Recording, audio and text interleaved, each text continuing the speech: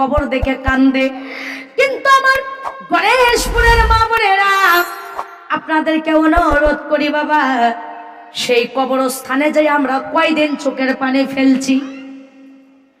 খালি দুনিয়াতে কেমনে আমরা বাড়ি করব, ঘর করব, বিছানা করব, সোনার গহনা করব, ইটার বাড়ি দেব, কে কত জমি কিনবো, খালি এই প্রতিযোগিতা আমরা করি। কবরে কি নিয়ে যাব এমন চিন্তা আমাদের মধ্যে নাই। জোরে বলেন ঠিক কিনা? আমার বাজান গভীর মনোযোগ দেন। মৃত্যু বক্কার লোকের কেমন হবে আর নেককার লোকের কেমন হবে, আলোচনাটা আপনাদেরকে শোনায়। আমার নবী হাদিস শরীফের ভিতরে বলছেন, আল কাইয়াস মানজালা নাফসাহু ওয়া আমিলা লিমান বাদাল মাউত ওয়াল আজিজ মান ইত্তাবাহু ওয়া তামান্না বাল্লাহ, রাওয়াহুল বুখারী মুত্তাফাকুন আলাইহি। বিশ্বনবী বলেন, ও আমার উম্মতেরা, তোমাদের মধ্যে সবচেয়ে জ্ঞানী ব্যক্তি হলো তিনি যে ব্যক্তি দুনিয়ার ফাঁকে ফাঁকে আখিরাতের জিন্দেগিটা গোছায়। তোমাদের মধ্যে সবচেয়ে বেশি জ্ঞানী ব্যক্তি উনি যিনি দুনিয়ার ফাঁকে ফাঁকে পরকালের জিন্দেগিটা গোছায়। কিন্তু আপনাদের কাছে প্রশ্ন হলো, কবরের প্রস্তুত তার এরকম নয়। 20 দিনের খাবার বেঁধে নিলেন, 10,000 টাকা সঙ্গে নিলেন, 5 সেট পোশাক সঙ্গে নিলেন, এমন তো নয়। আমার মাজান, ওই কবরের ভিতর জীবনটাকে আমূলে আমূলে সেজে কবরে লাগার লাগবে। জোরে বলেন ঠিক কিনা? আমার মাজান গভীর মনোযোগ দেন। হায়াতের জিন্দেগি যেদিন আমাদের ফুরে যাবে, একটা মউত নামের গাছ আছে, ওই গাছটার নাম হলো শাজারাতুল মুনতাহা। ওই গাছে আমাদের, ওই গাছের পাতায় আমাদের নাম, আমাদের ঠিকানা, আমাদের হায়াত সব লেখা আছে। হায়াত যেদিন ফুরে যাবে, ওই পাতা পড়বে, মালাকুল মউতের হাতে পৌঁছে যাবে। মালাকুল মউত পাতাটা দেখে পড়বে, অমুক আল্লাহ পাকের অমুক বান্দি, অমুক নাম, সেই অনুযায়ী আপনার কাছে চলে আসবে। এখন আপনি বেনামাজি থাকেন, সুদখোর থাকেন, ঘুষখোর থাকেন, জিনাকারিনী থাকেন, ব্যভিচারকারিনী থাকেন, তওবা করেননি, নামাজও পড়ে আমল করেননি, কোরআন তেলাওয়াত করে আপনি আমল করেননি, বাবা দান খয়রাত করেও আমল করেননি, পর্দা করেও আমল করেননি, এমনও তো অবস্থায় আপনার জানটা কবেজ হয়ে যাবে।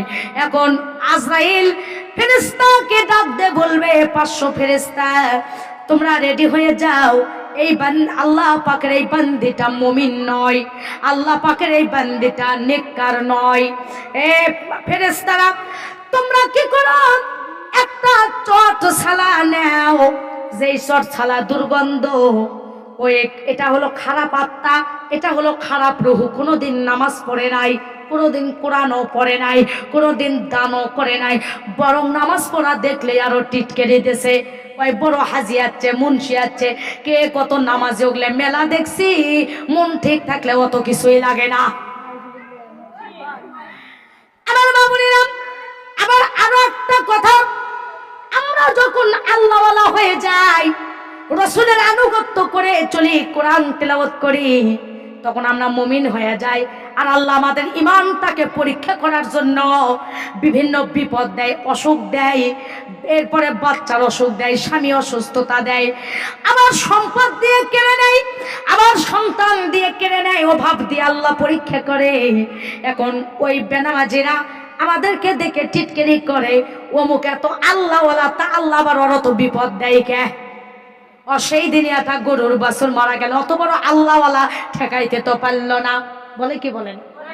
এখন ওই সময় আমরা কেঁদে অস্থির হয়ে যাই, আল্লাহ আমরা তোমায় পরীক্ষা দিয়েছো। একদিকে মানুষের কথার আঘাত, আল্লাহ পাক বলে, বান্দে অবাশিরিস সাবিরিন, তুমি যদি মানুষের এই টিটকারির সময় নামাজ পড়তেই থাকো, রোজা করতেই থাকো, দান খয়রাত করতেই থাকো, আমি আল্লাহর ঈমানি পরীক্ষায় যদি তুমি পাস করতেই থাকো, তাহলে আমি রব্বুল আলামিন কথা দিলাম, ওই সবুরের ফল আমি আল্লাহ নিজে হাতেই তোমাকে দান করে দেব। মা বোনেরা আমার, শিক্ষার শিকড় যত বড় দিতে হোক না কেন গো, তার ফল কিন্তু অবশ্যই মিষ্টি হয়। যারা বলেন ঠিক কিনা? এই জন্য আসলে মুসলমান মা বোনেরা আমার, আল্লাহ পাক আমাদের ইমানটা পরীক্ষা করবে। তখন কোন ইসলামের দুশ্মন, তখন কোন ইসলামের শত্রুরা আমাদেরকে টিটকারি দিলে আমাদেরকে মন খারাপ করা যাবে না, আমাদেরকে সন্তুষ্ট থাকা লাগবে।